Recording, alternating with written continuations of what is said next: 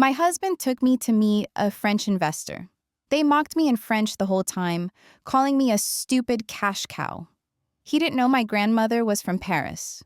When she asked for the check, I said 3 words in perfect French.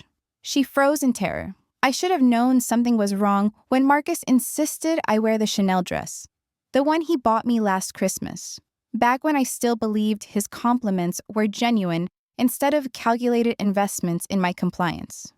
"You need to look successful tonight," he said, adjusting his tie in our bedroom mirror. "Veronique is very particular about appearances. This deal could change everything for us." Us. I loved how he always said us when he meant him. "Tell me again who she is," I asked, slipping into the dress. It fit perfectly, which somehow made me feel worse. He knew exactly what looked good on me. He knew exactly how to dress his asset. French venture capitalist. She's interested in expanding her portfolio into American real estate development. This could be the breakthrough I've been waiting for. He turned to me, and for a moment, I saw something in his eyes that I couldn't quite place. Excitement, nervousness? "Just smile and be charming. Let me handle the business talk." I'd heard that instruction before, many times. In 12 years of marriage, I'd perfected the art of being decorative. Smile, nod, laugh at the right moments. Never interrupt, never question. Just be the pretty wife who made him look good. The restaurant was one of those places where the menu doesn't list prices, and the sommelier wears a better suit than most CEOs. Marcus had chosen it, of course, with my money. Not that he ever acknowledged that detail. My inheritance had become our money the moment we said, "I do."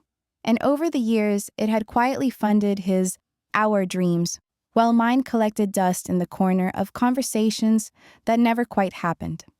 Veronique was already seated when we arrived. She was striking in that effortless way French women always seem to manage. Dark hair in a loose chignon, minimal makeup, a silk blouse that probably cost more than my dress, but looked half as deliberate. She stood to greet us, and I noticed Marcus's posture shift. He became more animated, more alive than I'd seen him in months. "Veronique, enchanté," he said, and I watched him kiss both her cheeks like they were old friends instead of business associates meeting for the second time. "This is my wife, Claire." "Pleasure," I said, extending my hand. She took it limply, her eyes scanning me from head to toe in a way that made me feel like a piece of furniture being appraised. "Enchanté," she said, her accent thick and deliberate. Then she turned back to Marcus and launched into rapid French. I caught maybe 1 word in 3. My high school French was limited to ordering croissants and asking for bathroom directions. But I didn't need to understand every word to recognize the tone. She was comfortable. Too comfortable. And Marcus responded in French just as fluently, something I'd never known he could do. When had he learned French? In 12 years, I'd never once heard him speak anything but English.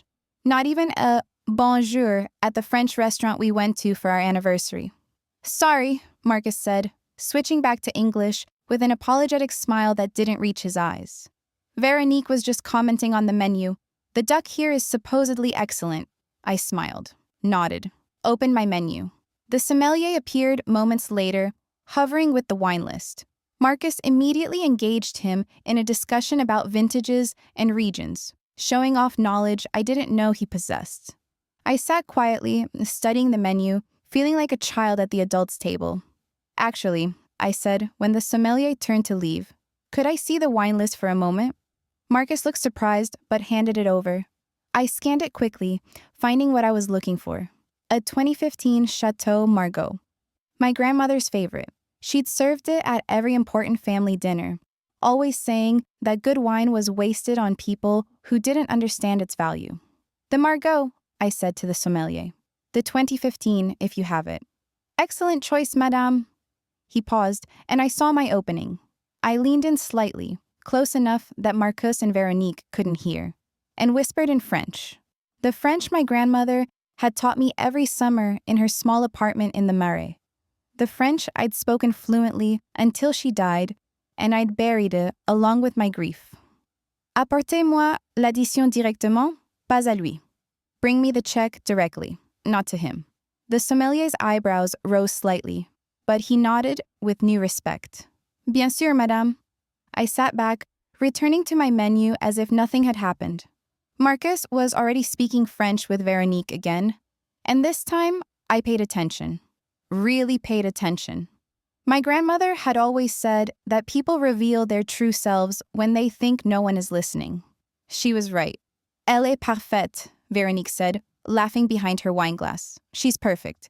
Je te l'avais dit, Marcus replied. I told you so. Elle ne se doute de rien. She suspects nothing. My hand tightened on the menu, but I kept my face neutral. Smile, nod, be decorative. Une vraie vache à lait, Veronique continued. A real cash cow. Marcus laughed, actually laughed. La plus stupide que j'ai jamais vue. The stupidest I've ever seen. Something cold settled in my stomach. Not surprised exactly. Maybe I'd known for a while that something was wrong, the way he'd been spending money without consulting me. The mysterious business trips, the new phone he kept face down on the table, the way he looked at me sometimes, like I was an obstacle instead of a partner. But knowing something and hearing it confirmed in a language they thought I didn't understand, that was different. That was clarifying. The appetizers arrived. I ate mechanically, making appropriate sounds of appreciation while they continued their French conversation around me. They weren't even subtle about it. Every few minutes, one of them would glance at me, smirk, and continue talking. I caught fragments. Enough to understand. They were planning something that involved finishing soon and finally being free and stupid enough to sign anything. The wine arrived. The sommelier poured a small amount for me to taste, and I went through the motions. Swirl, sniff, sip. It was perfect, complex and layered with that particular depth that only properly aged Margot achieves. My grandmother would have approved. C'est parfait, I said to the sommelier. It's perfect. He smiled and filled my glass. Marcus and Veronique barely noticed.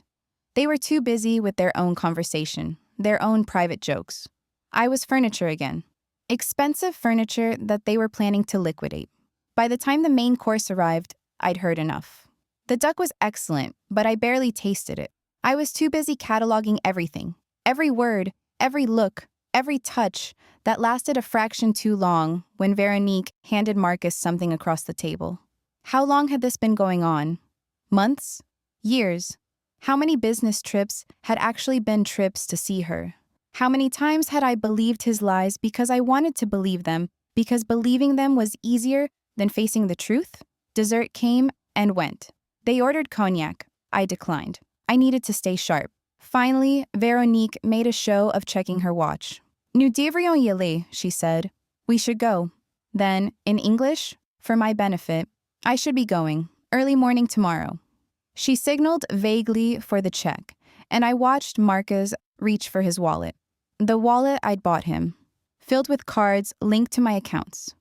Before we settle up, Veronique said, switching back to French, are we still confirmed for tomorrow? You'll bring the documents? Oui, Marcus said. Elle les signera sans problème. Yes, she'll sign them without a problem. Elle est tellement bête qu'elle ne se rend même pas compte qu'elle paie pour son propre divorce. She's so stupid she doesn't even realize she's paying for her own divorce. They both laughed. The sommelier appeared at my elbow with the check, as I'd requested. Marcus was already reaching for it, but I took it first. I looked at the total. $743. For wine and food, I'd barely tasted. For an evening of sitting at a table while my husband and his mistress mocked me in a language they thought I didn't understand. I picked up my wine glass, still half full of my grandmother's favorite vintage, and raised it high. À l'honnêteté, I said clearly, my Parisian accent perfect and precise. To honesty. I watched the color drain from Veronique's face, watched Marcus freeze with his credit card halfway out of his wallet, watched them both realize that they just spent 3 hours revealing every detail of their betrayal to someone who'd understood every single word. I took a long sip of wine, maintaining eye contact with Veronique over the rim of my glass. She looked like she might be sick. The duck was excellent, I said in English, setting down my glass. Thank you for the recommendation. Neither of them spoke. The silence stretched out, thick and suffocating. I placed my credit card on top of the check and smiled. The same decorative smile I'd been wearing all night, but with something new underneath it, something sharp. We should do this again sometime, I said. I so rarely get to practice my French. The drive home was silent. Marcus gripped the steering wheel so hard his knuckles went white. I watched the city lights blur past my window and thought about my grandmother, about the summers in Paris, about the way she'd switched between French and English, depending on whether she wanted me or my mother to understand what she was saying. Grand-mère is teaching me secrets, I'd told my mother once. Grand-mère is teaching you to be complicated, my mother had replied, not entirely approvingly. But my grandmother had squeezed my hand and whispered in French, I'm teaching you to survive, ma chérie. Women need their secrets. I hadn't understood then. I understood now. Claire, Marcus finally said as we pulled into our driveway. I can explain. I'm sure you can, I interrupted, but not tonight. I have a headache. I got out of the car before he could respond. Inside, I went straight to our bedroom and closed the door. I could hear him pacing in the living room, his phone pressed to his ear, speaking in urgent French. Probably calling Veronique. Probably panicking. Good. I changed out of the Chanel dress and hung it carefully in the closet. Then I sat on the edge of the bed and allowed myself exactly 5 minutes to feel everything. The betrayal, the humiliation, the rage, the grief for a marriage that had probably been a lie from the beginning. When the 5 minutes were up, I dried my eyes and opened my laptop. My grandmother had taught me French, but she'd also taught me something more important: how to be strategic, how to wait for the right moment, how to make every move count. I had work to do. The email to my grandmother's lawyer in Paris was brief. I need to speak with you urgently about asset protection. My husband must not know. Then I opened our bank accounts and started taking screenshots. Every transaction, every withdrawal, every transfer to businesses that didn't quite exist or investment opportunities that looked increasingly suspicious now that I knew what to look for. It was 3 a.m. when I finally closed the laptop. Marcus had stopped pacing hours ago. The house was silent.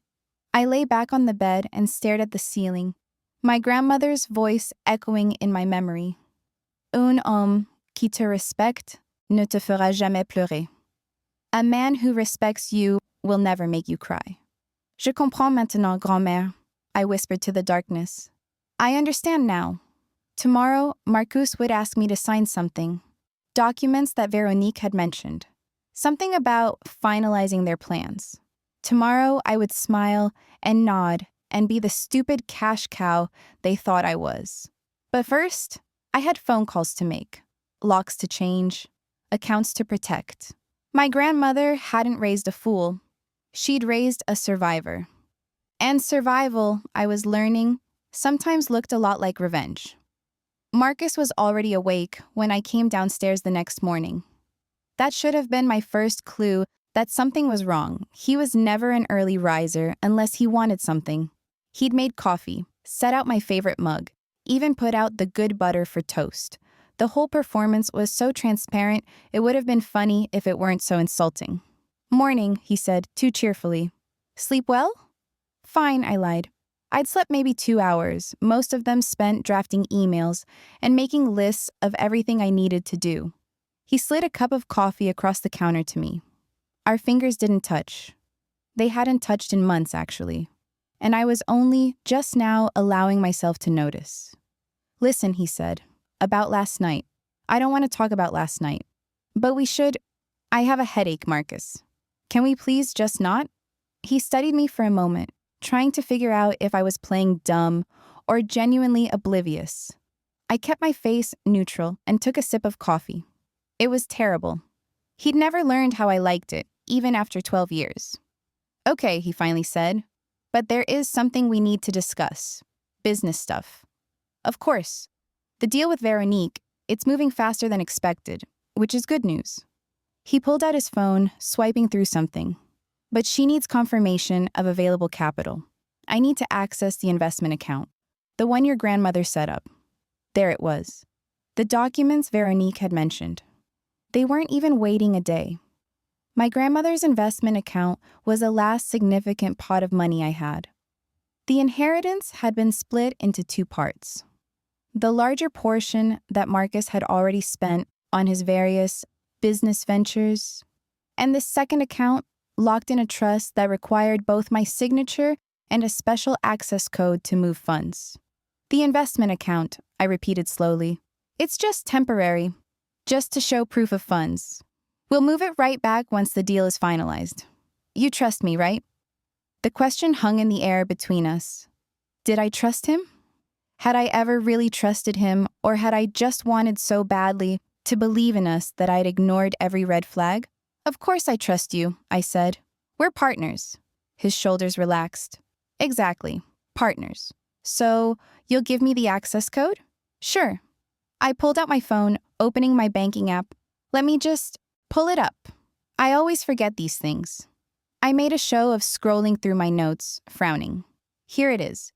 Do you want me to write it down? Just text it to me. I typed out a string of numbers, the code to an account I'd opened 2 days ago and funded with exactly 50 cents. Then I hit send. Got it, he said, already texting someone. Probably Veronique. You're a lifesaver, babe. Anything for us, I said, echoing his own words back to him. He grabbed his jacket and keys. I need to run to the bank, then meet with the investment team. I'll probably be gone most of the day. Don't wait up for dinner. I won't. He kissed my forehead, a perfunctory gesture that felt more like marking territory than affection, and left. I waited until I heard his car pull out of the driveway, counted to 60, then pulled out the burner phone I'd bought at a convenience store at 6 that morning. The phone call to Paris connected on the second ring. Allô? The voice was elderly, but sharp. Mathieu Dubois had been my grandmother's lawyer for 40 years. He'd handled her estate after she died, and he'd watched me inherit everything with the careful attention of someone who'd seen too many fortunes mishandled by careless heirs. Monsieur Dubois, c'est Claire Westfield. Ah, Claire, I received your email. Tell me everything. I did. In French, because some betrayals deserve to be spoken in the language they were conducted in. I told him about the dinner, about Marcus and Veronique, about the fake investment deal and the documents they wanted me to sign. How much does he have access to already? Mathieu asked. Most of it. The shared accounts, the house fund, the liquid assets, maybe $700,000 over the past 5 years. Mathieu made a disapproving sound. My grandmother had probably made similar sounds when I'd called to tell her I was getting married at 23 to a man I'd known for 8 months. And the trust account? The one your grandmother protected? Untouched. 1.2 million. He's trying to access it now, but I gave him the wrong code. Bien. How long before he realizes? I checked my watch. An hour, maybe 2. Then we work quickly. I'm sending you documents now. Electronic signature. You'll transfer the full amount to a protected account we establish in Paris. French law will shield it from American asset seizure while we sort out the legal complications. Is that legal? It's your money, Claire. Left to you by your French grandmother, currently being embezzled by your American husband. We're simply protecting your inheritance. The legality depends largely on who has the better lawyer. He paused. I was very good at my job before I retired. I'm better now that I only take cases that interest me. This one interests me. Despite everything, I smiled. What do I need to do? Check your email in 5 minutes. Sign everything. Transfer everything. Then we discuss the next steps. What next steps? The part where we make sure he can't do this to anyone else. After I hung up, I sat in the too quiet kitchen and thought about the moment I'd know this was real. Not suspected, not feared, but known. It was probably earlier than last night. Maybe it was 6 months ago when he'd stopped asking about my day. Or a year ago when he'd started password protecting his phone. Or 2 years ago when he'd suggested I didn't need to work anymore, that he could handle the finances. How many moments had I ignored because seeing them would mean admitting I'd made a mistake? That I'd married a man who saw me as a resource instead of a person? My phone buzzed. Email from Mathieu. 6 documents, all in French, all requiring electronic signature. I read every word. My grandmother had taught me to do that too. Then I signed. The transfer took 11 minutes. I watched the balance in my grandmother's trust account drop from 147.23 to 0.00. Watched it simultaneously appear in a new account registered to my name at a private bank in Paris. Then I made more calls. The locksmith could come at 2. The credit card companies were happy to cancel the additional cards on my accounts. The storage facility had a unit available immediately. The lawyer specializing in financial elder abuse, because apparently my case qualified, given how my inheritance had been systematically drained, had an opening tomorrow morning. By noon, I'd packed 3 suitcases with everything that was mine alone. Photos from before Marcus. My grandmother's jewelry, documents, clothes, the books I'd kept from college that Marcus had always called clutter. By 1, the locksmith had changed every lock in the house that was titled in my name alone, purchased with my inheritance before the wedding. My lawyer had been very clear about that. By 1:30, my most important possessions were in a storage unit across town. By 2, I was sitting in the kitchen with a French-English dictionary open on the table. I'd marked a specific page with a red ribbon. Trahison, betrayal. My phone rang at 2:47. Marcus. Claire, what the fuck? Hello to you too. The bank says the account is empty, completely empty. They're saying the access code was changed this morning, and the funds were transferred out. That's strange, I said. Maybe you should call them back. I'm at the bank right now. They're saying the transfer was authorized by you. Was it? I don't remember doing that. Claire, this isn't funny. Veronique is waiting. We need that money. I'm sure you do. There was a long pause. I could hear him breathing hard, trying to control his temper. What's going on? Nothing. I'm just at home, reading. Reading what? A dictionary. It's fascinating how many words sound similar in French and English, but mean different things. Another pause. Longer this time. Claire, for example, trahison. Do you know what that means? He didn't answer. It means betrayal. Isn't that interesting? I'd forgotten so much of my French, but that word stuck with me. Grand-mère used it a lot when she talked about my grandfather. We need to talk about this in person. Do we? I feel like we've said everything we need to say. You've certainly said plenty, in French, to Veronique, about me. You don't understand the situation. I understand perfectly. You want money that belongs to me and so you can run away with your mistress. Am I missing anything? It's not like that. Then what is it like? Please, explain it to me, slowly. Like you'd explain it to a stupid cash cow. The silence on the other end was satisfying. I'm coming home, he finally said. Actually, about that, I changed the locks today, so you might have some trouble getting in. You what? Changed the locks. On my house. That I own. That my money purchased. Claire, you can't just... I can, actually. I called a lawyer this morning. Very nice woman. She was very interested in my story, especially the part about forged signatures on loan documents. You remember those, right? The ones you signed using my name? I heard him suck in a breath. I can explain that. I'm sure you can explain a lot of things. You can explain them to my lawyer. Her name is Rebecca Chen. She'll be contacting you soon about discovery. That's a legal term. It means she gets to look at all your financial records. Every account, every transaction, every business trip you took with Veronique while telling me you were in Houston visiting clients. You're making a huge mistake. Maybe, but it's my mistake to make. Just like it's my money to move, my house to lock, my life to live. I paused. Oh, and Marcus, your credit cards were declined because I canceled them. They were attached to my accounts. I hope you have cash for a hotel tonight. I hung up before he could respond. My hands were shaking. My heart was racing. But underneath the adrenaline was something else. Something that felt suspiciously like freedom. The dictionary was still open on the table. I ran my finger over the word trahison, then flipped forward a few pages to another word I'd marked, liberté. Freedom. My phone buzzed with a text from Marcus. We need to talk about this like adults. I didn't respond. Another text. You're being irrational. Another. Think about what you're throwing away. Another. This is our marriage.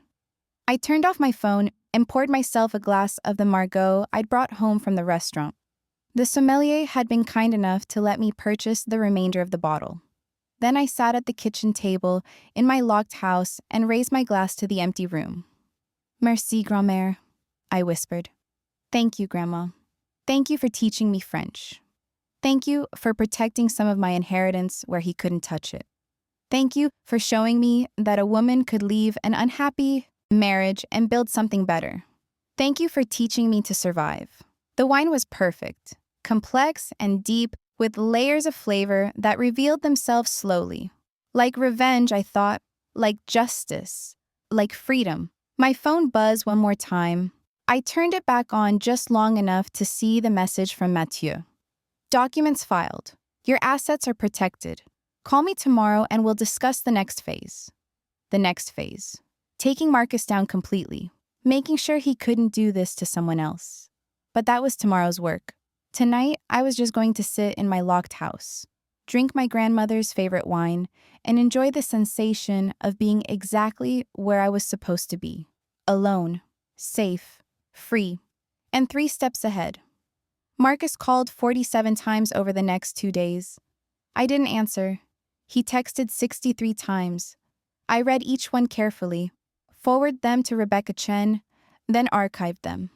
These are excellent, Rebecca said when we met in her office. Nothing says financial abuser quite like a grown man having a text tantrum because his victim changed the locks.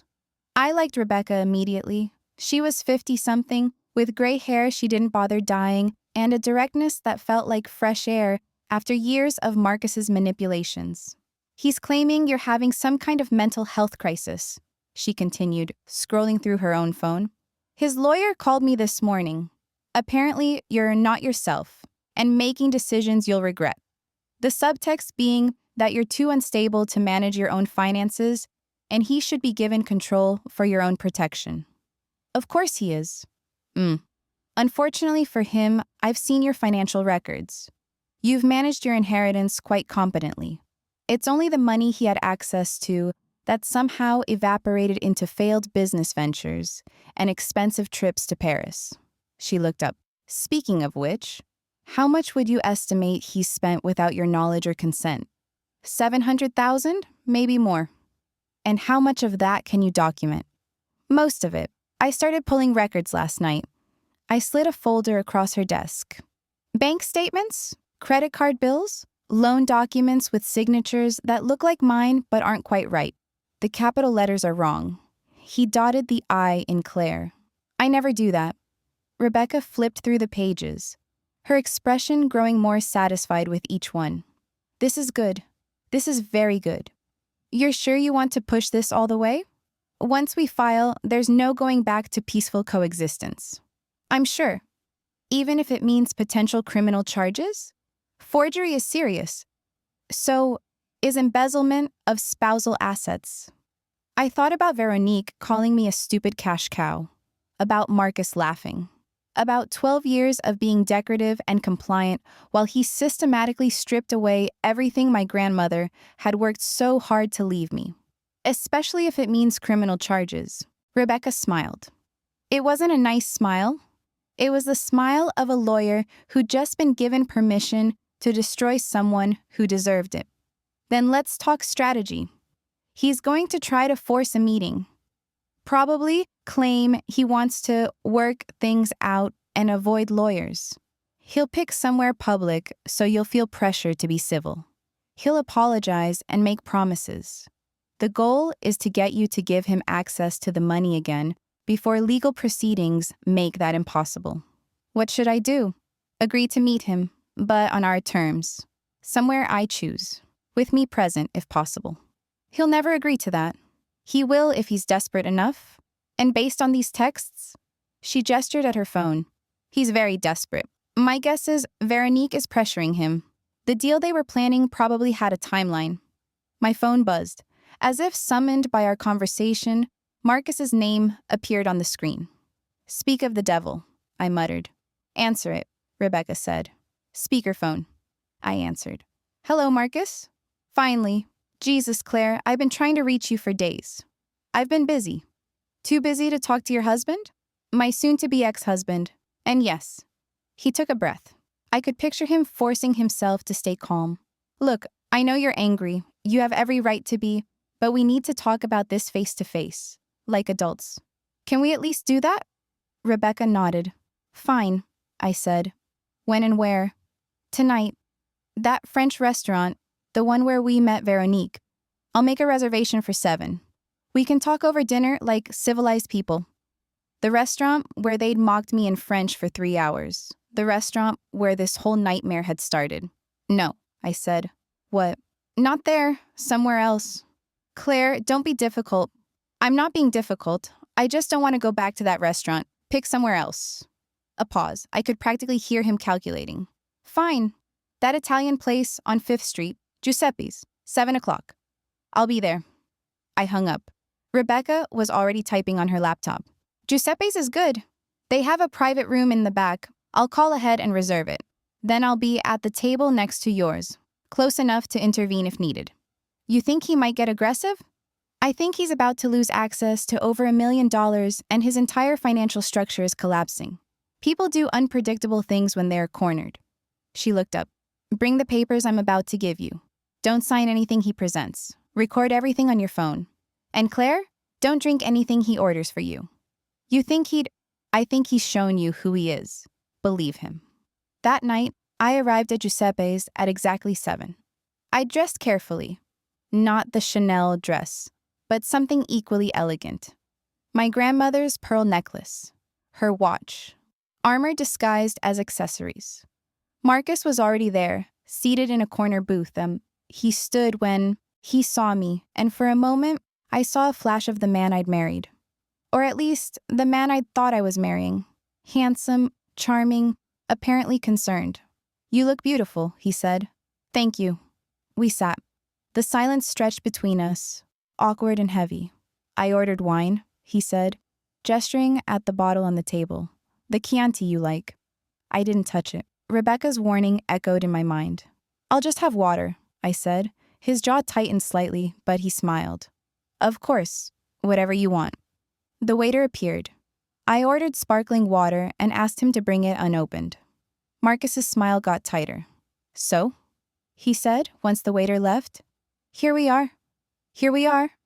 I want to apologize for everything. The way I spoke about you to Veronique, that was inexcusable. I was showing off, trying to impress her. It was stupid and cruel, and I'm sorry.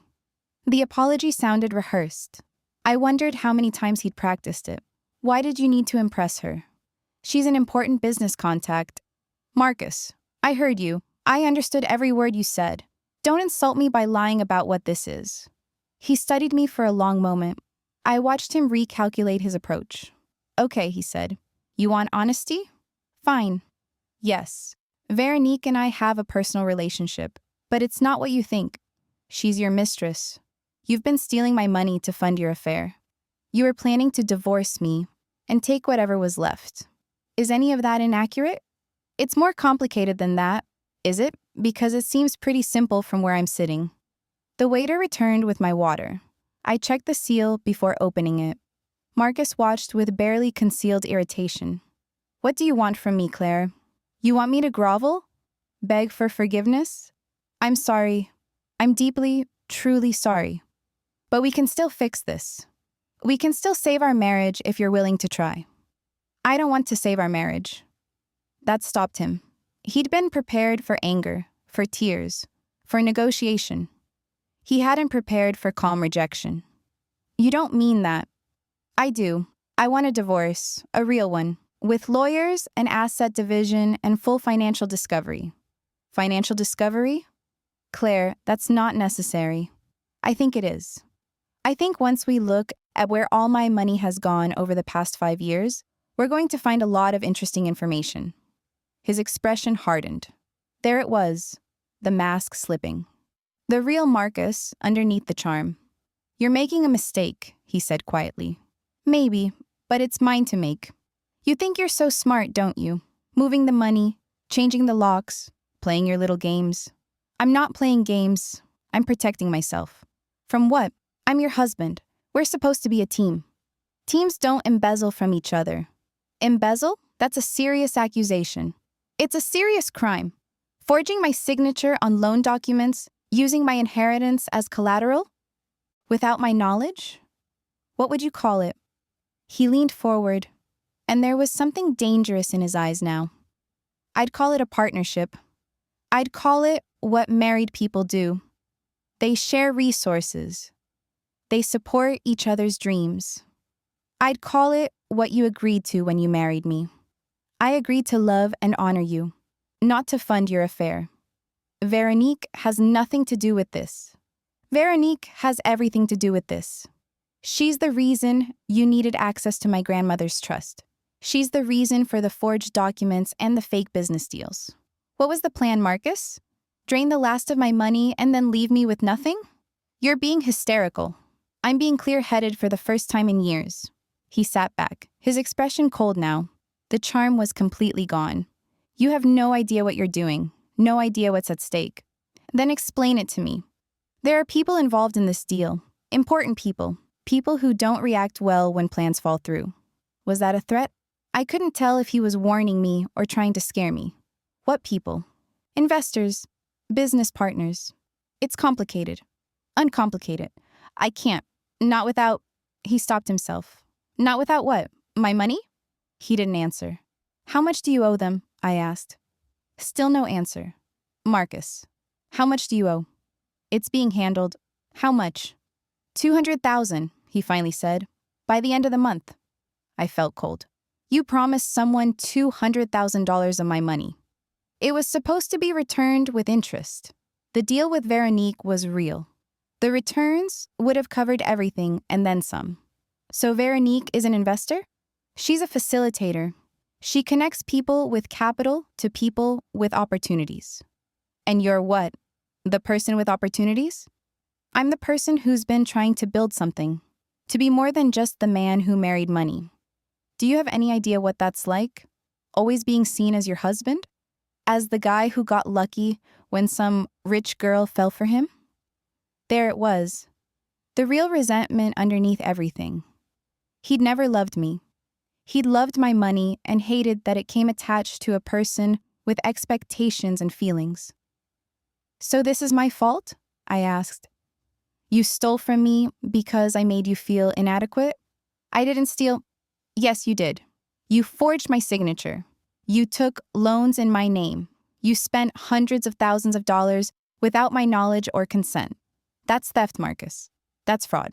It was an investment in our future. In your future. With Veronique, paid for with my inheritance. The waiter approached to take our order, but Marcus waved him away with barely controlled aggression. What do you want? He asked me once we were alone again. You want me to admit I'm a failure? Fine, I'm a failure. My businesses haven't worked out. My investments have been shit. I've made mistakes, but I'm still your husband, and I'm asking you to give me another chance. One more chance to make this right. By giving you access to my money again? By being my partner? By trusting me? I almost laughed. You're asking me to trust you after everything you've done? I'm asking you to remember who we were, when we first met, when you loved me. I did love you, I said quietly. I loved you so much, I ignored every warning sign, every red flag, every moment that should have told me something was wrong. I loved you enough to make myself small and quiet and convenient. But love isn't enough when there's no respect. And you never respected me, Marcus. You saw me as a resource. That's not true. Prove it. Tell me one thing you love about me that has nothing to do with my money. He opened his mouth, closed it, opened it again. He couldn't answer. I reached into my purse and pulled out the papers Rebecca had prepared. These are divorce documents. Simple, straightforward dissolution. You keep whatever you earned during the marriage. I keep my inheritance and whatever I can recover from the fraudulent loans. Claire, sign them or don't. Either way, I'm done. I stood up. Wait, he said. We still need to talk about the dinner. The final dinner with Veronique. She's expecting both of us tomorrow night. We need to present a unified front or the whole deal falls apart. I looked at him for a long moment. You want me to have dinner with you and your mistress after everything? I need this deal to work, please. If you ever loved me, if there's any part of you that still cares, help me with this one thing. Just one dinner. Then you can have your divorce. I'll sign whatever you want. It was pathetic. He was pathetic. And some part of me, the part that remembered being 23 and in love and certain we'd have forever, felt sorry for him. But a louder part, the part that sounded like my grandmother, said, let him dig his own grave. Fine, I said. One dinner, tomorrow night. Where? The French restaurant, where we started. 7 o'clock. Veronique will have the contracts. All you have to do is smile and nod. You don't have to sign anything. Just be there so she thinks everything is fine between us. And after? After, I'll sign your divorce papers. I'll cooperate with the asset division. I'll admit to the forged signatures if that's what it takes. Just help me get through this one dinner. I should have said no. Should have walked away right then. But I thought about Veronique's face when I'd spoken French, about the satisfaction of watching their careful plans crumble. And I thought about my grandmother, who'd always said the best victories were the ones your enemies never saw coming. One dinner, I agreed. Then we're done. Thank you, he said, and he actually looked relieved. Like he still thought he could control this. Control me. I left the restaurant without looking back. Rebecca was waiting in her car, outside. I slid into the passenger seat. How'd it go? She asked. He wants me to attend one more dinner with him and Veronique tomorrow night. He's promising to sign the divorce papers afterward. And you said? I said yes. Rebecca raised an eyebrow. Any particular reason? I smiled. It wasn't a nice smile. It was my grandmother's smile, the one she wore when she was about to do something brilliant and slightly vindictive. I want to watch it all fall apart, I said. I want them to know I knew. I want them to feel exactly as foolish as they made me feel. Rebecca's smile matched mine. In that case, we should probably discuss strategy and maybe pick up a French-English dictionary. Why? Because nothing terrifies a liar quite like realizing their victim speaks their language. We stopped at a bookstore on the way home. I bought the biggest, most comprehensive French-English dictionary they had. Then I went home to my locked house and started planning exactly what I was going to say, in French.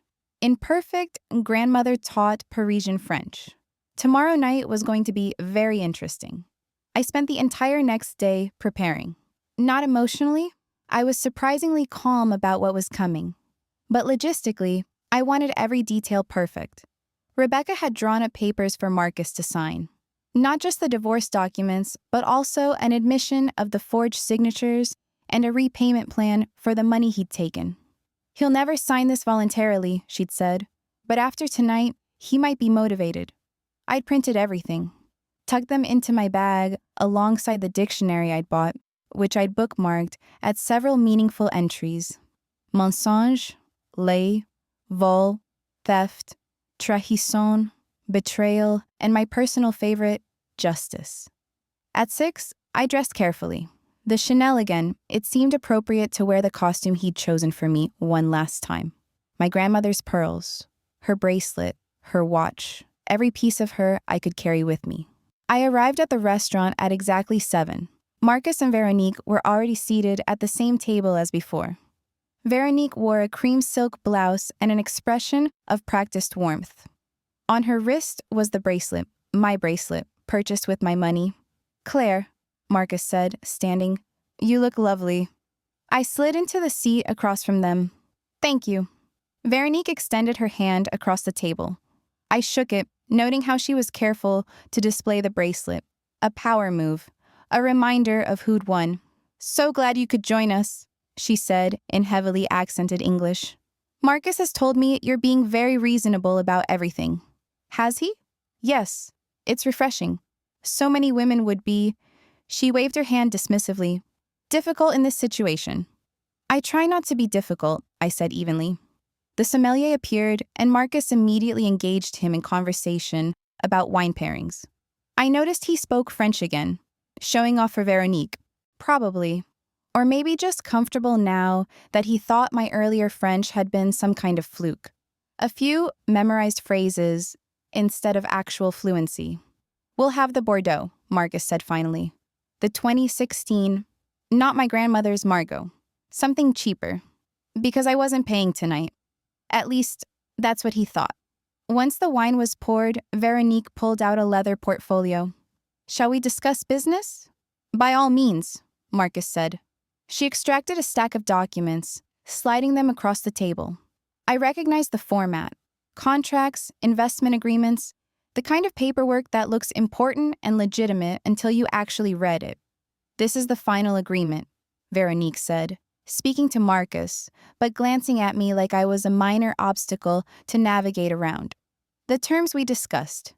$200,000 immediate investment with projected returns of 40% within 18 months. I picked up the contract, scanning it. My grandmother had taught me to read legal documents too. She'd had to learn the hard way after my grandfather had nearly bankrupted them with bad investments disguised as opportunities. The contract was garbage. Vague language about projected returns and potential opportunities. No specific business plan, no clear description of what the money would actually fund. Just promises and percentages. This is interesting, I said in English. Veronique smiled patronizingly. I know these things can be confusing. Perhaps Marcus should explain the technical aspects. I understand it perfectly, I interrupted.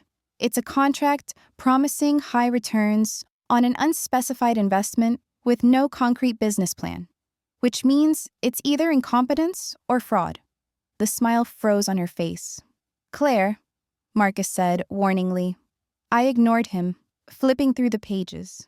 And here, this clause that requires binding arbitration in France. Convenient. Makes it much harder to sue when the returns never materialize. The arbitration clause is standard, Veronique started. For scams, yes. For legitimate investments, not so much. The temperature at the table had dropped significantly. Marcus was staring at me with barely controlled panic. Veronique's polished composure had developed cracks. Perhaps we should slow down, Marcus said. Claire, you're upset. I understand. I'm not upset. I'm clear-headed. Finally. I set down the contract and picked up my wine glass, swirling it gently. This is nice. Not as good as the Margot from last time, but acceptable. What do you think, Veronique? It's fine, she said carefully. Your accent is interesting, I continued. You sound Parisian, but there's something underneath. Maybe Marseille? Or Lyon? She stiffened. I'm from Paris. Are you? I spent summers in Paris with my grandmother. She lived in the Marais. Do you know it? Of course. What was your favorite café there? I don't remember the names. Really? I thought Parisians were very loyal to their neighborhood cafés. My grandmother went to the same one for 40 years. Café de Flore. Do you know it? Everyone knows Café de Flore, Veronique said dismissively. That's in Saint-Germain-des-Prés, I said. Not the Marais, but I suppose geography was never your strong suit. Veronique's eyes narrowed. Marcus's hand tightened around his wineglass. What are you doing? He asked quietly. Having a conversation. Isn't this what we're here for? To get to know each other better? I turned back to Veronique. Tell me about your investment firm. What's it called again? Bellerose Capital, she said stiffly. Lovely name. Very French. I tried looking it up online. Couldn't find any registration with the French Financial Regulatory Authority, or the American one. Isn't that strange? We're a private firm. So private it doesn't legally exist. Fascinating business model. Claire, that's enough, Marcus said. Is it? Because I'm just getting started. I reached into my bag and pulled out the dictionary, setting it on the table with a heavy thunk. Then I opened it to the first marked page. I've been thinking a lot about vocabulary lately, I said. How words in one language can be so different from another. But some concepts translate perfectly. Like this one, arnaque. Do you know what that means? Neither of them answered. Scam, I said. It means scam. As in, this, I tapped the contract, is an arnaque. Veronique recovered her composure slightly. You're being paranoid. Am I? Let's talk about the bracelet you're wearing. The one my husband bought with my money 3 months ago. The one that was supposed to be for our anniversary, but somehow ended up on your wrist. Is that paranoia or pattern recognition? She glanced at Marcus, panic flickering in her eyes. And while we're discussing patterns, I continued, let's talk about the 6 business trips Marcus took to Paris last year. The ones that were supposed to be for consulting work, but involved luxury hotels and expensive dinners, all charged to credit cards funded by my inheritance. Should I continue? You don't understand, Marcus started. I understand perfectly. I flipped to another marked page in the dictionary. Here's another good word, détournement de fonds, embezzlement, or this one, falsification, forgery. I have documents with signatures that look like mine but aren't quite right. A lawyer would find that very interesting. So would the police? Veronique stood abruptly. I don't need to listen to this. Sit down, I said. Not loudly, but with enough steel that she actually did. We're not finished. I pulled out the papers Rebecca had prepared and slid them across the table. This is an admission of financial fraud, a complete accounting of every dollar Marcus has taken from my accounts without authorization, and a repayment plan. I'm not signing that, Marcus said immediately. Then you can explain to the police why you forged my signature on loan documents. I have the originals. My lawyer has copies. So does my banker. And my grandmother's lawyer in Paris. His face went pale. You're bluffing. Am I? The trust account is empty because I transferred it to a protected account in France. The house locks are changed because it's my house. The credit cards are canceled because they were funded by my money. Every step I've taken has been legal and documented. Can you say the same? The waiter appeared, asking if we were ready to order.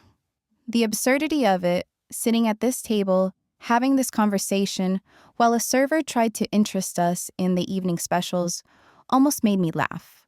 Just the check, please, I said. We haven't eaten yet, the waiter said, confused. I know, just the check. For the wine. He left, even more confused than before.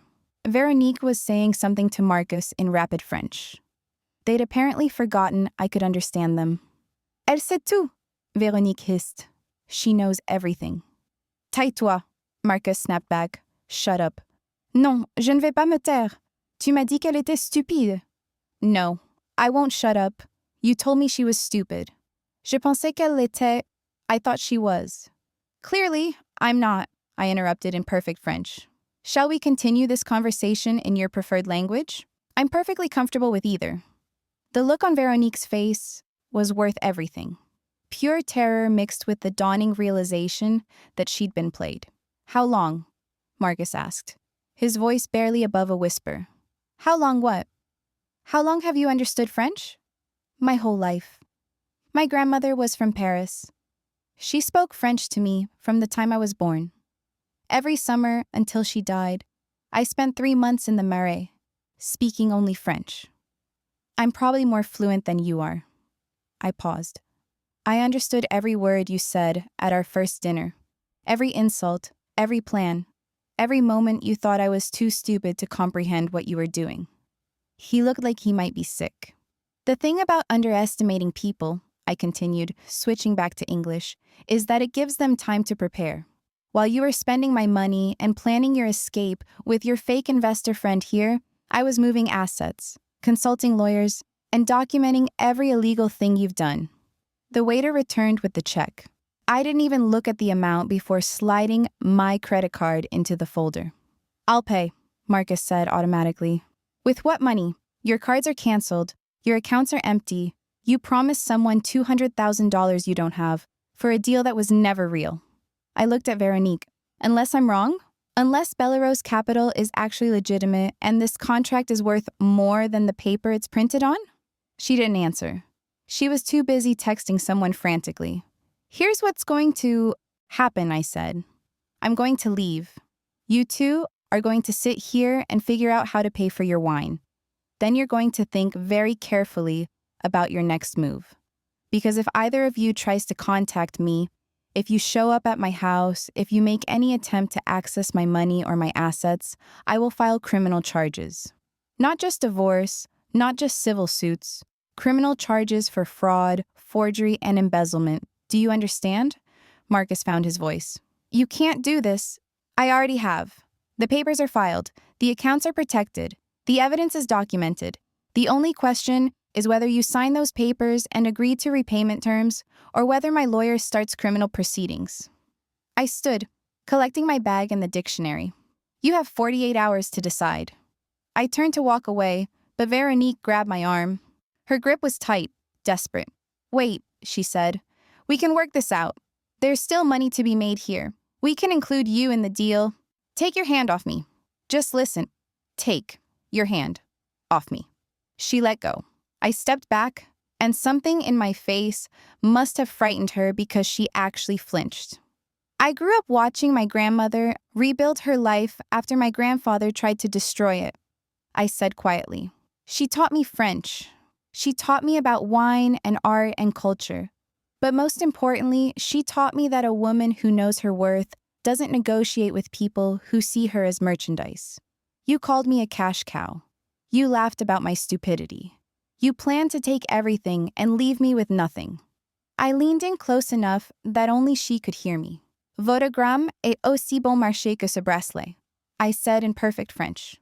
Your grammar is as cheap as that bracelet. Then I switched to English for clarity. That's my bracelet, purchased with my money. You're wearing stolen property. I straightened up and raised my voice slightly. In fact, I'd like it back. Now. You can't be serious. I have the receipt. I have proof of purchase. I have security footage from the store showing my husband buying it with my credit card. That bracelet is legally my property. Give it back or I'll have the police remove it for you. The other diners were starting to stare. Veronique's face flushed red with humiliation and rage. But she unclasped the bracelet and all but threw it at me across the table. I picked it up calmly, slipping it into my bag. Thank you. The sommelier had appeared, drawn by the commotion. He recognized me from the previous dinner, the one where I'd whispered in French while everyone thought I was clueless. Madame, he said quietly, is everything all right? Everything is perfect, I assured him in French, just collecting what belongs to me. He smiled, a small, knowing smile that said he understood exactly what was happening. Your card has been processed. You're free to go. Thank you. I took the receipt, added a generous tip, and signed with a flourish. Then I looked at Marcus and Veronique one last time. They sat frozen at the table, the unsigned contract between them, the reality of their situation finally sinking in. Au revoir, I said. Goodbye. Not à bientôt, see you soon, or à demain, see you tomorrow. Just goodbye. Final. Permanent. I walked out of that restaurant the same way I'd walked out of the first dinner, alone. But this time, I wasn't confused or hurt or pretending not to understand. This time, I knew exactly who I was and what I was worth. And it felt like freedom. Outside, Rebecca was waiting in her car again. I slid into the passenger seat, and she immediately saw my expression. Good dinner? She asked. Excellent. I got my bracelet back. The one he bought with your money? That's the one. She laughed. I'm impressed. Did he sign the papers? Not yet, but he will. I gave him 48 hours. And if he doesn't? Then we file criminal charges and let the police explain his options to him. Rebecca pulled out into traffic, heading toward my house. You know he's going to try something. A man like that doesn't just accept defeat. I know. That's why I'm ready for whatever comes next. I wasn't afraid. For the first time in years, maybe in my entire marriage, I wasn't afraid of what Marcus might do or say. I wasn't worried about being difficult or making scenes or failing to be the perfect, supportive wife. I was angry, I was determined, and I was 3 steps ahead, just like my grandmother had taught me. Drop me at home? I asked Rebecca. Of course, but Claire, keep your phone on tonight, and maybe keep something nearby for protection. You think he'll try to get into the house? I think he's desperate and humiliated and running out of options, which makes him dangerous. She was right. I knew she was right. But I also knew that my house was locked, my assets were protected, and I had documentation of every crime he'd committed. If Marcus wanted to dig himself deeper, I'd hand him the shovel. Rebecca dropped me off, waiting until I was safely inside before driving away. I locked the door behind me, checked every window, and set the security system I'd had installed 2 days earlier. Then I poured myself a glass of wine, my grandmother's Margot, the last bottle from her collection, and sat in my kitchen with the lights off, watching the street outside, waiting. I didn't have to wait long. The banging started at 11:30.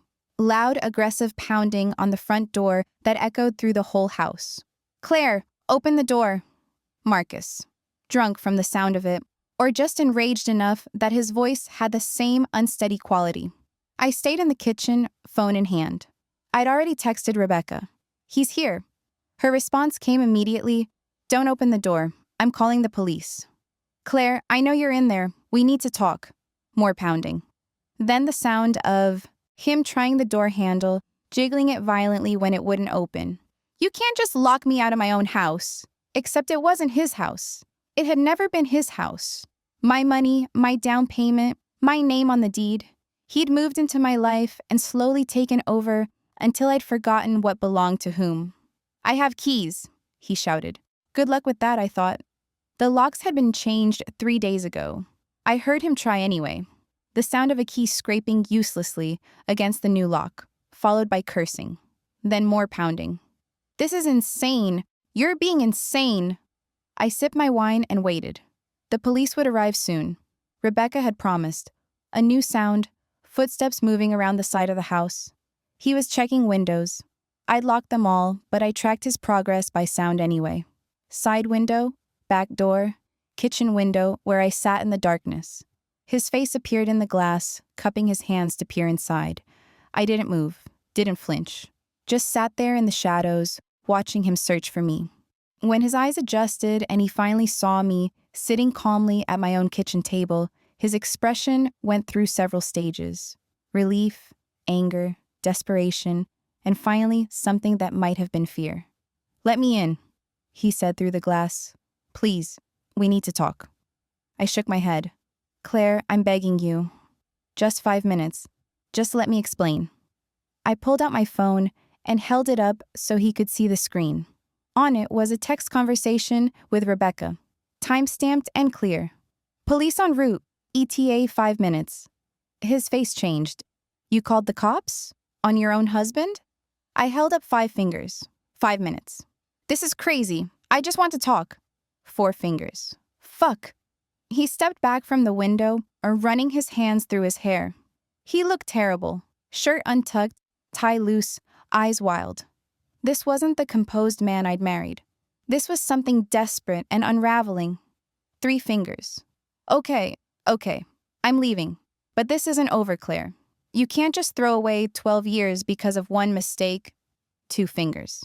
I have lawyers too, you know. You're not the only one with options. I'll fight this. I'll fight you on everything. 1 finger.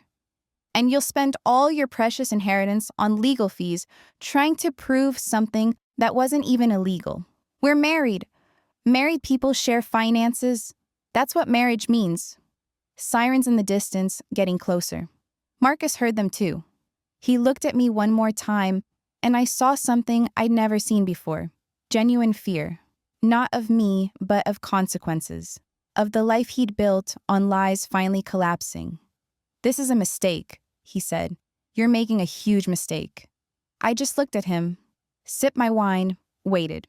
He left, jogging across the backyard and disappearing into the darkness, just as the police cruiser pulled up in front of the house, lights flashing red and blue across my living room walls.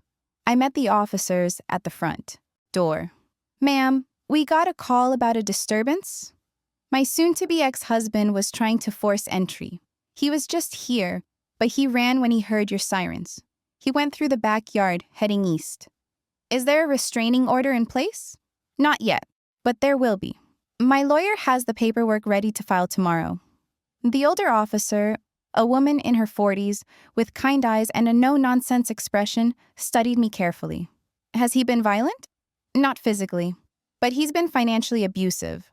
Fraud, forgery, embezzlement. My lawyer has documentation." "And tonight?" "Tonight he was drunk and angry because I caught him. He wanted access to money that's no longer accessible. When I refused to let him in, he tried to force the locks and then checked all the windows." "Did he make any threats?" "I thought about that. He said he'd fight me on everything, that I was making a mistake. Nothing explicitly threatening, but the intent was clear." She nodded. "We'll do a sweep of the area, see if we can find him. In the meantime, I'd recommend filing for that restraining order first thing tomorrow. And maybe staying somewhere else tonight. Do you have family nearby?" "I can call my sister." "Do that. We'll keep a car in the area for the next few hours, but I'd feel better if you weren't alone." After they left, I stood in my living room and looked around at the house that suddenly felt less like a home and more like a crime scene. Everything was tainted now.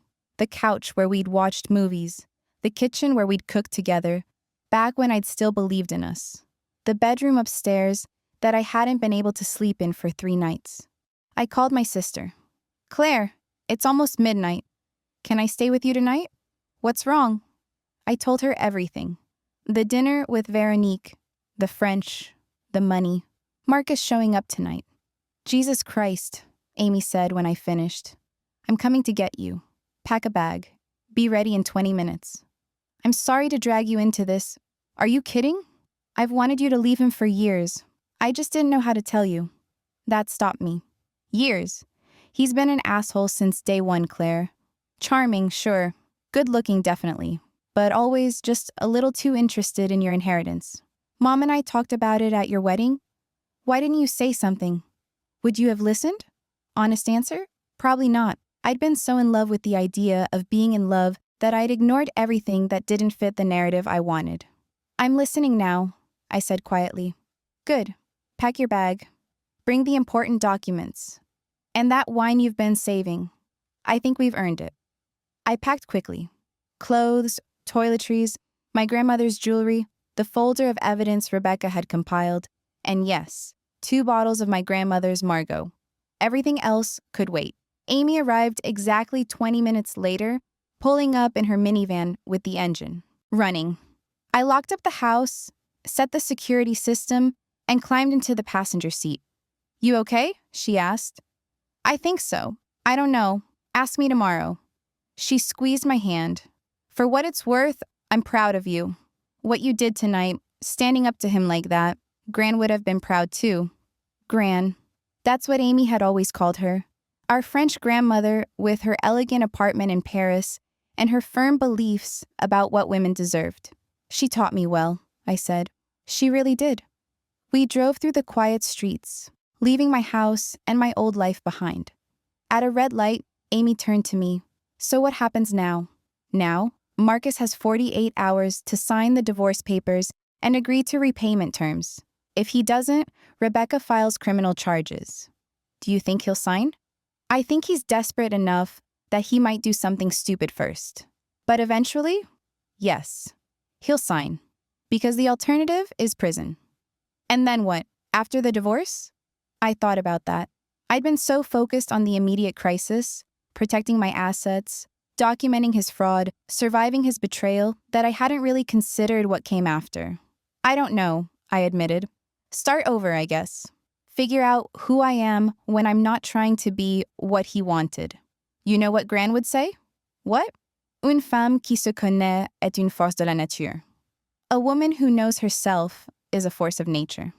I smiled despite everything. She did say that a lot because it's true. And you're about to find out just how much of a force of nature you are. We pulled into Amy's driveway. Her house was everything mine wasn't. Messy, lived in, full of toys and noise and the comfortable chaos of actual family life. Her husband Tom was waiting at the door in a bathrobe. "Claire, Jesus," Amy told me. "You okay?" "I'm fine. Thank you for letting me crash here. Stay as long as you need. Guest room is made up.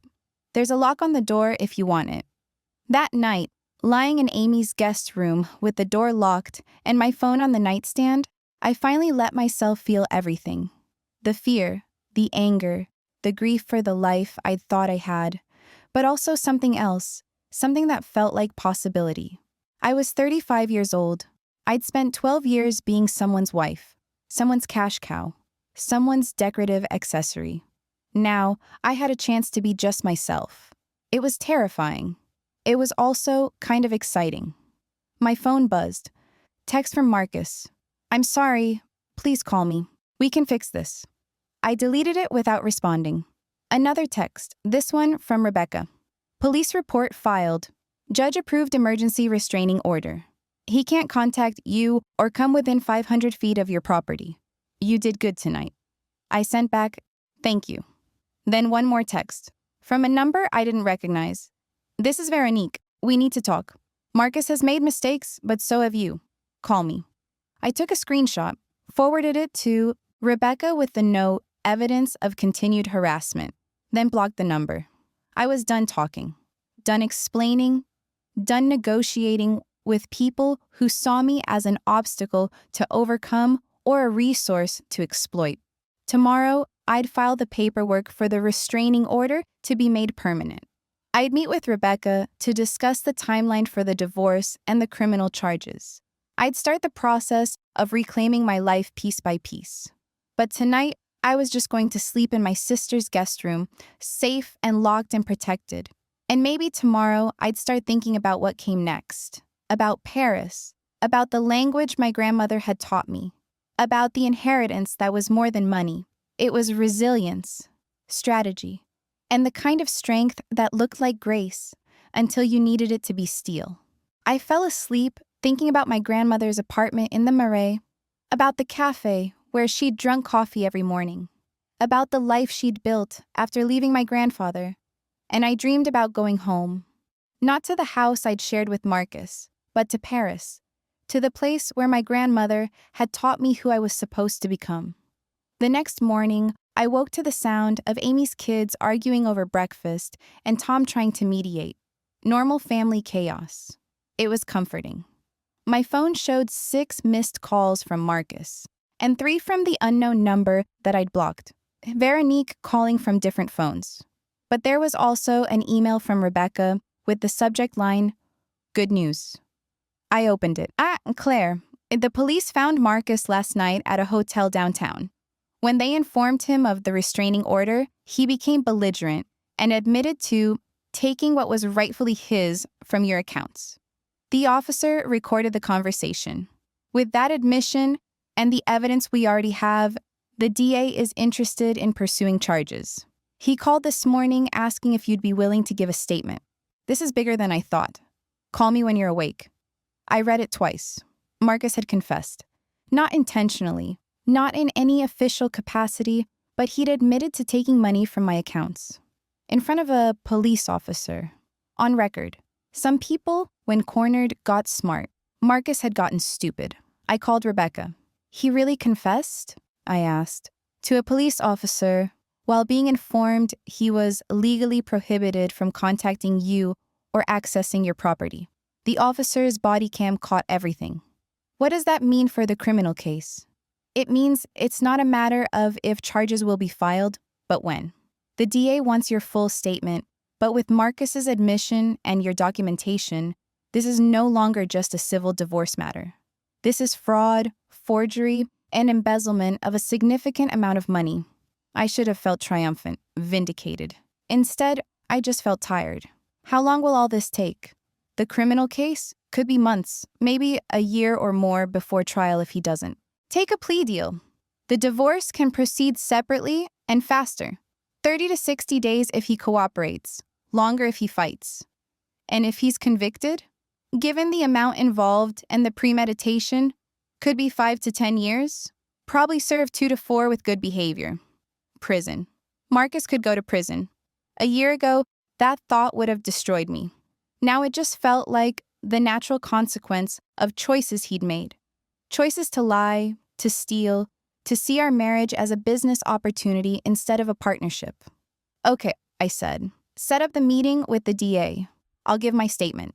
You're sure? Once you do this, there's no going back. The state will pursue charges regardless of what you want. I'm sure. He needs to face consequences. Real ones. After I hung up, I sat in Amy's guest room and thought about the moment when I'd known this marriage was over. Not when I'd heard them speaking French at dinner, not when I'd found the evidence of the affair, but earlier. Maybe years earlier, in 1,000 small moments when he'd dismissed my opinions, managed my access to information, made me feel small and unnecessary except as a funding source. The French dinner had just been the moment I'd stopped pretending not to know. Amy knocked on the door. Breakfast. Tom made pancakes. I'll be right there. I splashed water on my face, pulled my hair into a ponytail, and went downstairs to have breakfast with my sister's chaotic, loving family. Tom's pancakes were terrible. Too much baking powder, uneven cooking.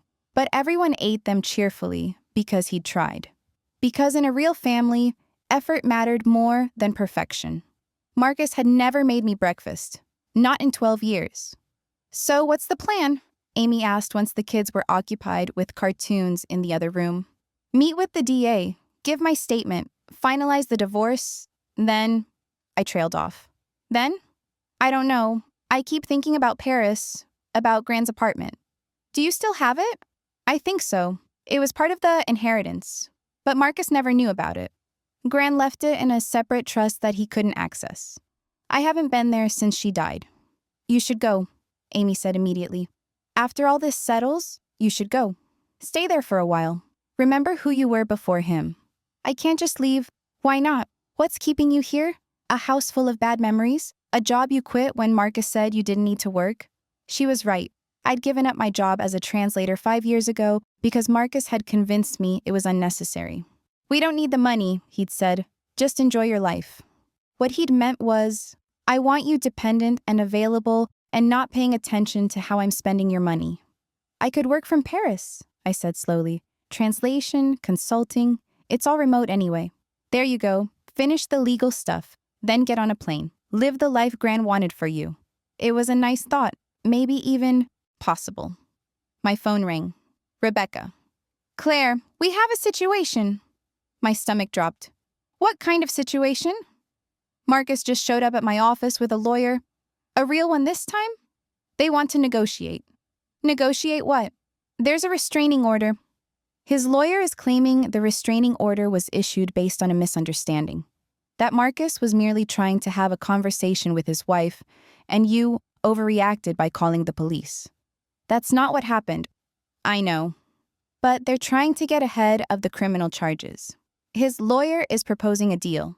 Marcus signs the divorce papers, admits to the financial misappropriation, agrees to a repayment plan, and in exchange, you decline to cooperate with the DA's investigation.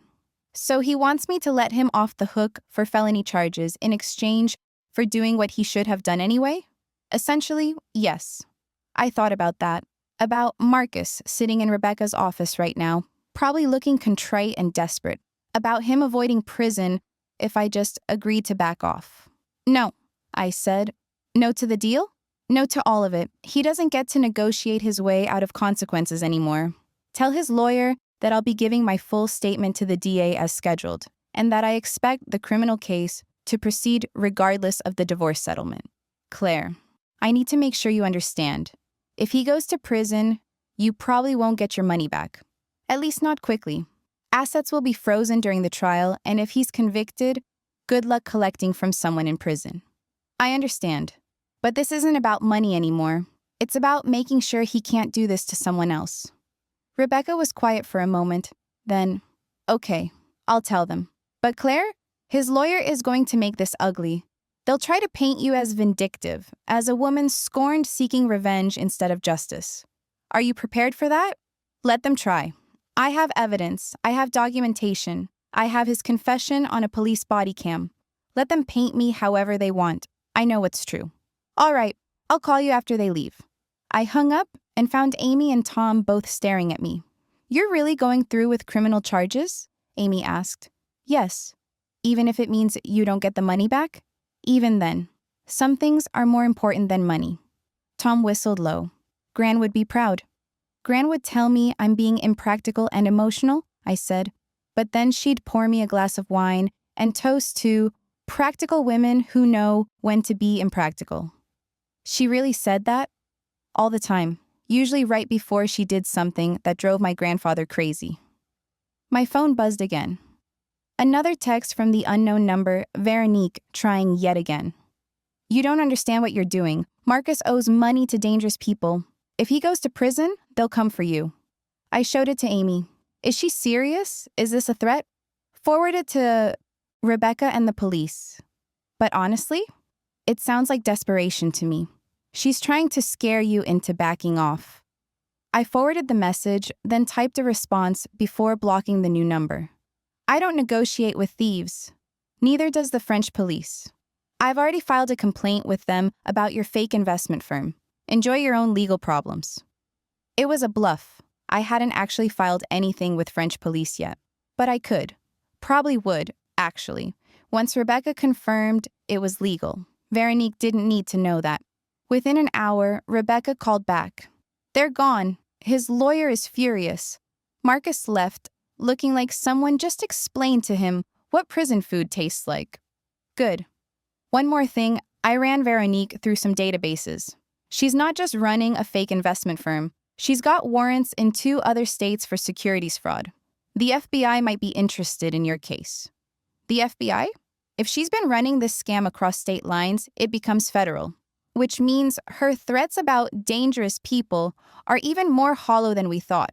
She's trying to scare you because she's terrified herself. I felt something unknot in my chest. So there are no dangerous people? Oh, there probably are. People she's scammed who want their money back. But you're not their target. She is. And Marcus is, for being stupid enough to partner with her. After the call ended, I sat in Amy's guest room and let myself finally, fully relax. It wasn't over yet. There would be statements to give, papers to sign, months of legal proceedings. But the immediate crisis had passed. I'd protected my assets, documented his crimes, stood up to his attempts at intimidation. I'd done what my grandmother taught me. I'd survived. Now came the part she'd also taught me. I got to choose what came next. I opened my laptop and looked at the trust documents for my grandmother's apartment in Paris. 3 bedrooms, 2 bathrooms, in a beautiful old building in the Marais. It had been sitting empty since she died. Maintained by a property management company I paid through the trust. Waiting for me to be ready. Maybe I was ready now. I booked a flight to Paris. One way. Leaving in 6 weeks, enough time to handle the legal matters, pack up what I wanted to keep, and sell the house. Then I called Amy into the room and showed her the flight confirmation. You're really doing it, she said. I'm really doing it. What will you do there? Live, work, remember who I am, in the language Gran taught me, figure out what comes next.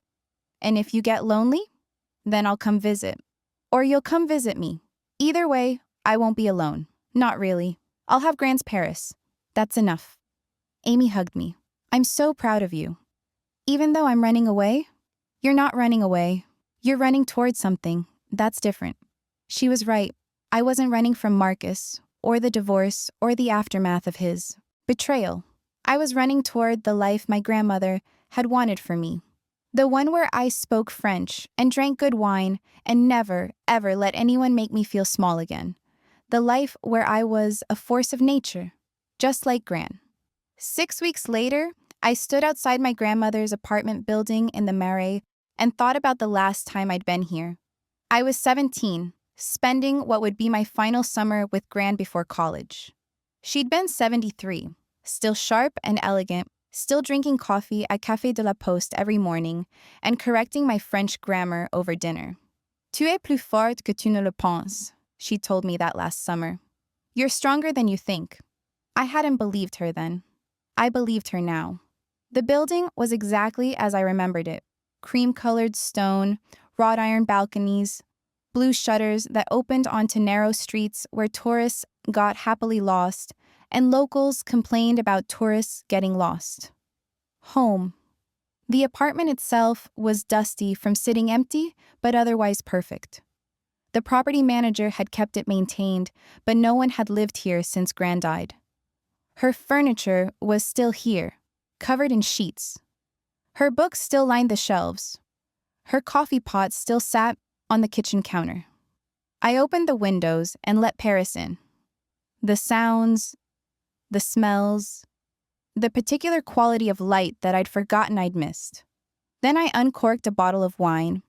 I'd brought 2 from Gran's collection, the last of it, and poured myself a glass. Je suis là, grand-mère, I said to the empty apartment. I'm here, Grandma. The divorce had been finalized 3 weeks earlier. Marcus had eventually signed everything, faced with the alternative of criminal prosecution without my cooperation. He'd agreed to a repayment plan he'd never be able to afford, but at least it was documented. The DA had proceeded with fraud charges anyway, and his trial was scheduled for next month. I'd already given my deposition via video. I didn't need to attend in person. Veronique had disappeared. Rebecca thought she'd fled the country, probably back to France, where she'd likely run the same scam on new victims until someone caught her. The FBI was looking for her. I'd done my part by providing everything I knew. As for my money, most of it was gone. I'd recovered about $300,000 from various frozen accounts, plus the $1.2 million in my grandmother's trust that Marcus had never accessed. It was enough. More than enough, actually, to buy me time and space to figure out what came next. The house had sold quickly. I'd kept almost nothing from my 12 years with Marcus. Just my grandmother's things and a few books. Everything else felt contaminated by his lies. I'd said goodbye to Amy at the airport, promising to video chat weekly and to come home for Christmas. Unless you meet some charming Parisian who sweeps you off your feet, she'd said. I think I'm done with charming men for a while, I'd replied. Good. Take your time. Fall in love with yourself first. Now, standing in my grandmother's apartment, I thought about what that meant. Who was I without Marcus? Without the role of wife? Without the constant effort of being what someone else wanted? I was a woman who spoke 2 languages fluently, who understood wine and art and the particular rhythm of Parisian life, who could read contracts and spot lies and protect what was hers. I was my grandmother's granddaughter, and that was enough. The next morning, I walked to Café de la Poste, my grandmother's cafe, the one she'd visited every day for 40 years. The owners had changed, but the building was the same. I ordered coffee in French and sat at an outdoor table, watching Paris wake up.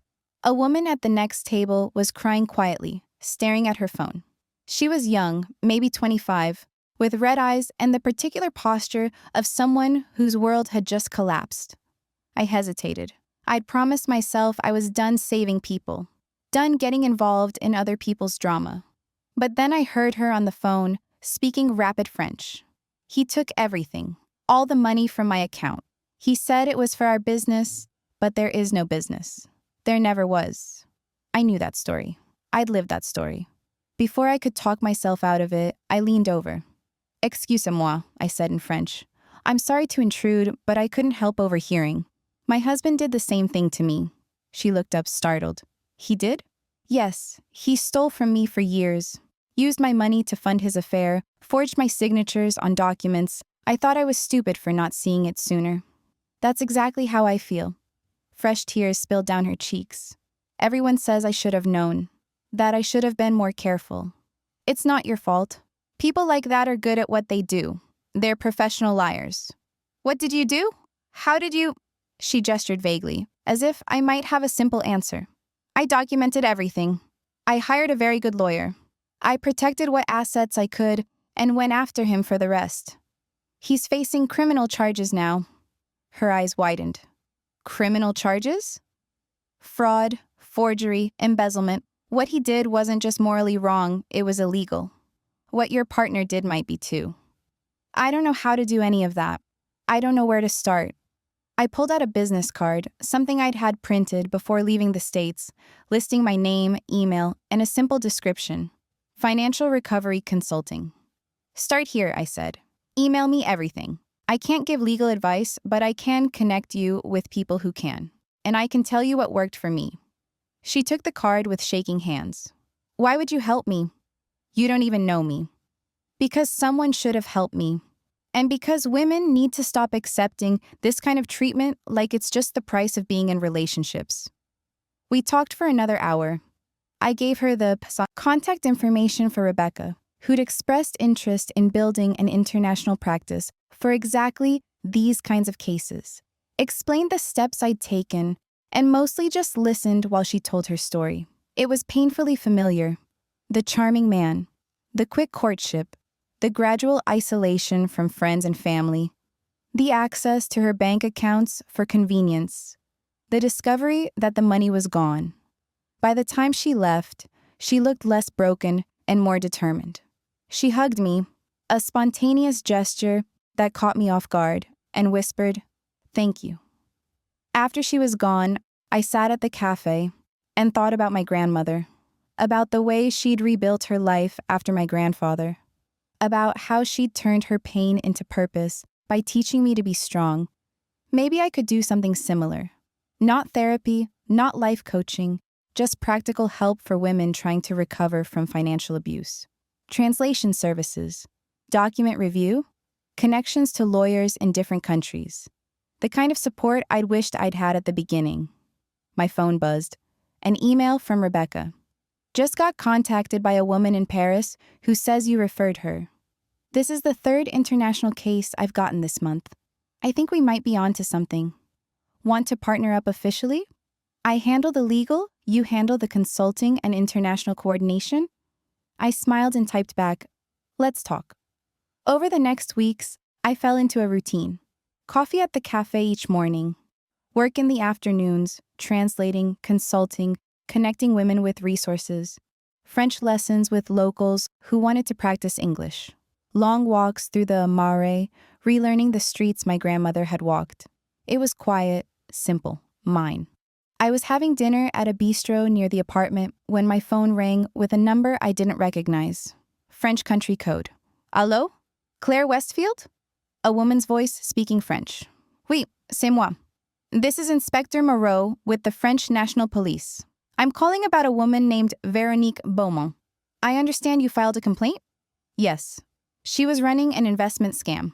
We know. We've arrested her. She's been running similar schemes for 5 years across France and the United States. Your complaint, along with evidence from the FBI, helped us build our case. I sat back in my chair, stunned.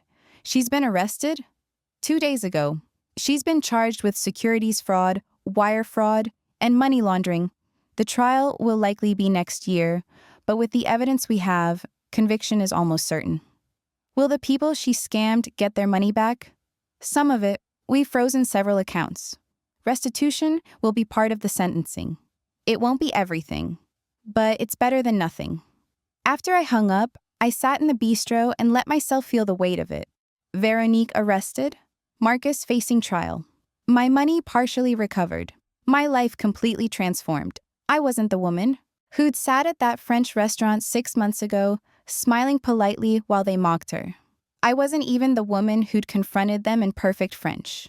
I was someone new, someone who'd rebuilt from ruins and found purpose in the rubble. That night, I returned to the apartment and found a letter that had been slipped under my door. French postmark, no return address.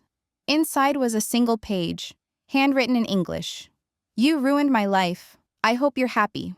Marcus is going to prison because of you. I lost everything because you couldn't just let us have what we needed. You're vindictive and cruel, and I hope you know that. It was unsigned, but I recognized the handwriting from the fake contracts. Véronique somehow getting a letter out before her arrest. I read it twice, waiting to feel something. Guilt, maybe, or doubt. Instead, I felt nothing. Or rather, I felt the calm certainty that I'd done exactly what needed to be done. I walked to the kitchen, poured a glass of wine, and sat down at my grandmother's desk. Then I pulled out nice paper, the kind Gran had used for important correspondence, and wrote a response. Dear Veronique, you're right. I did ruin your life, just like you and Marcus tried to ruin mine. The difference is that I was fighting for what was rightfully mine, while you were stealing what belonged to others. You call me vindictive. I call myself protective. You call me cruel. I call myself just. You and Marcus made the choice to lie, to steal, to see me as a resource instead of a person. I made the choice to stop you.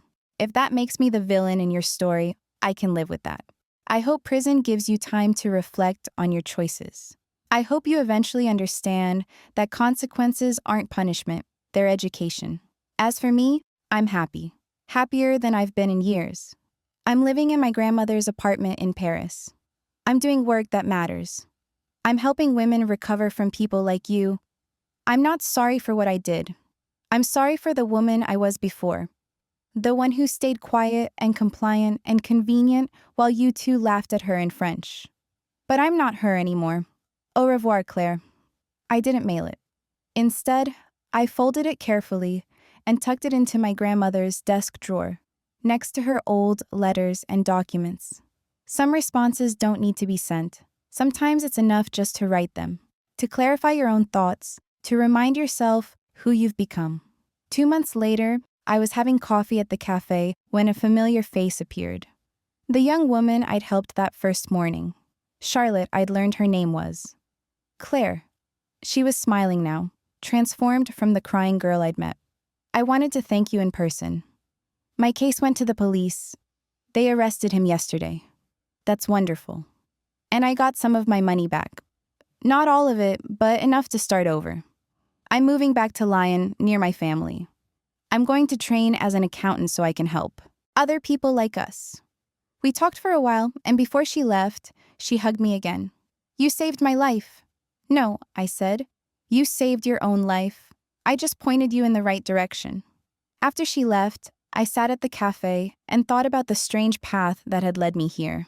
The betrayal, the fight, the discovery of my own strength. My grandmother had been right. I was stronger than I thought. But more than that, I was exactly who I was supposed to be. That evening, I received an email from an address I didn't recognize. Subject line, from a lawyer's office. My heart sank. What now? More legal complications? More fallout from Marcus's trial? I opened it carefully.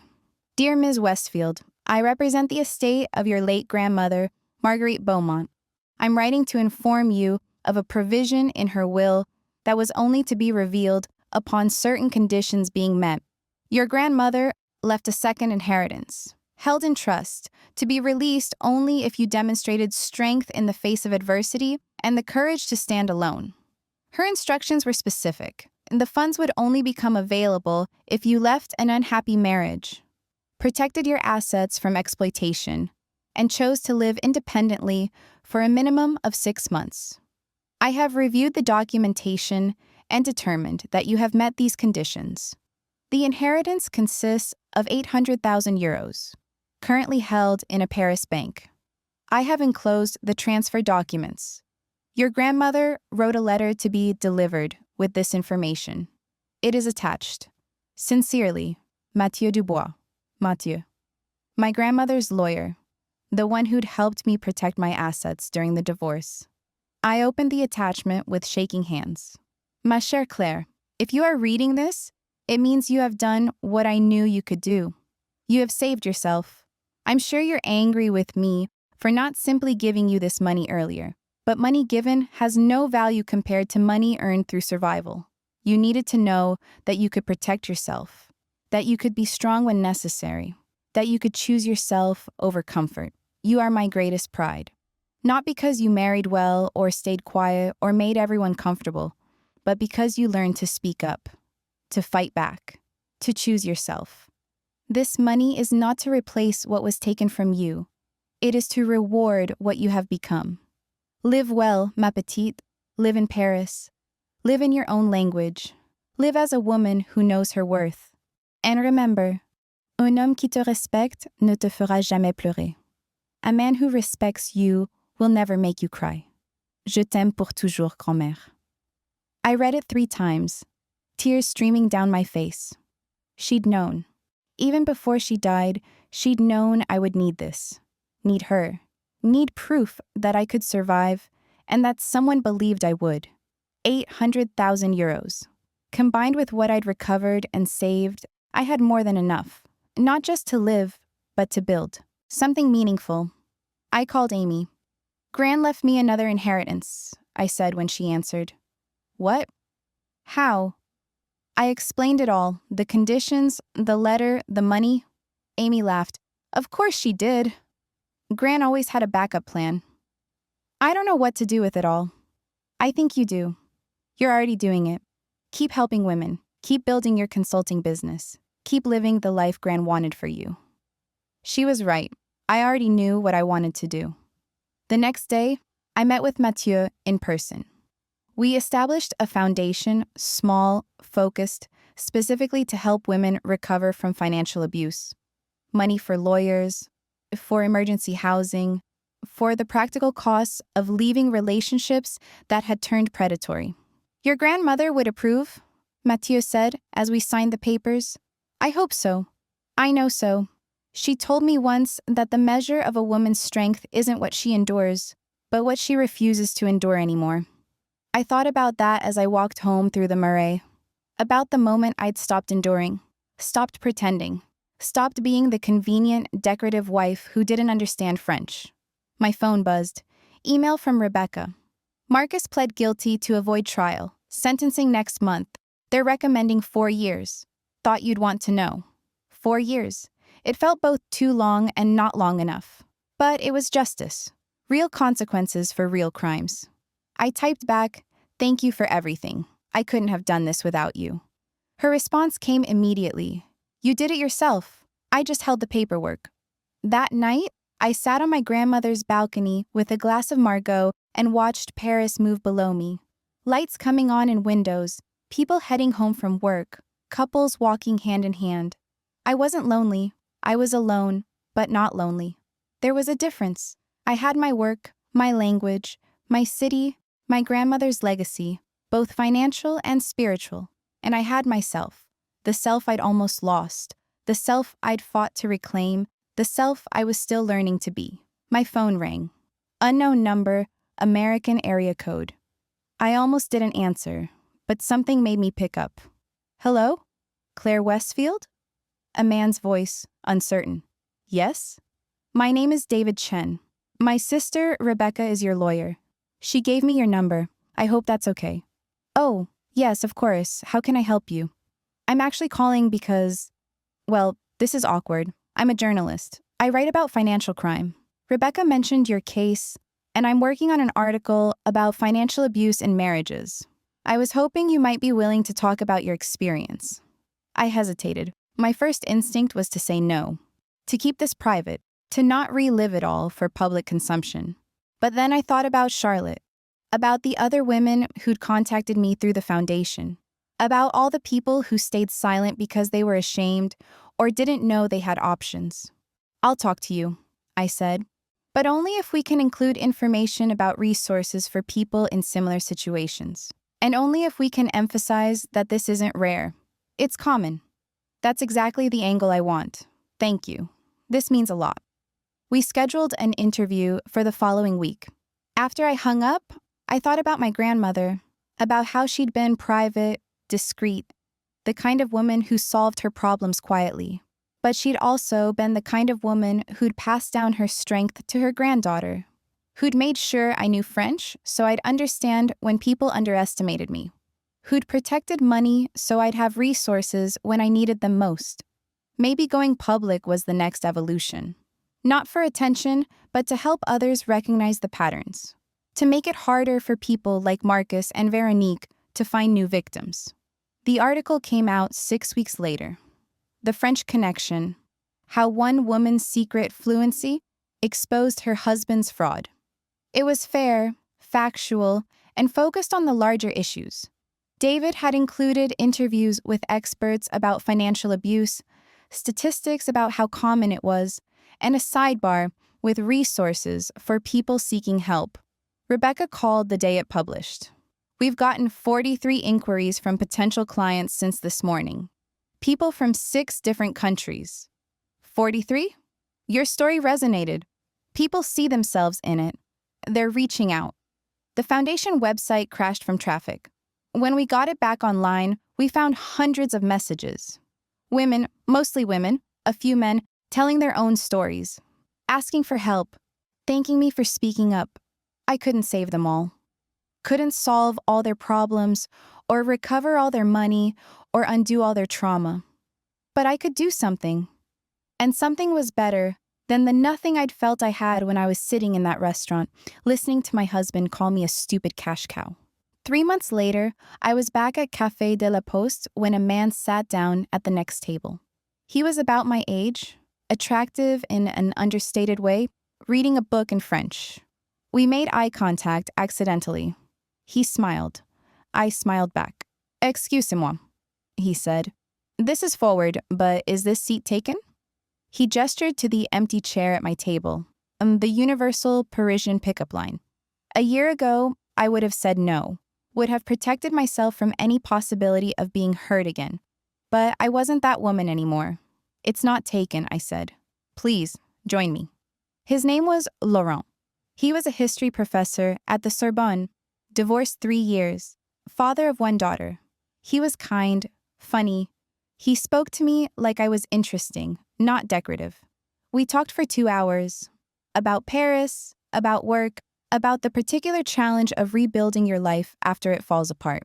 When we parted ways, he asked for my number. I gave it to him. He texted that evening, "Coffee tomorrow, same place?" I replied, "I'd like that." I didn't know if it would turn into anything. Maybe it would, maybe it wouldn't. The point was that I was open to the possibility. I wasn't so damaged by Marcus that I'd close myself off to everything good that might come. My grandmother had rebuilt her life after leaving my grandfather. She'd found happiness, independence, purpose. She'd lived well and died knowing she'd passed something valuable down to me. Now it was my turn. Not just to survive, but to thrive.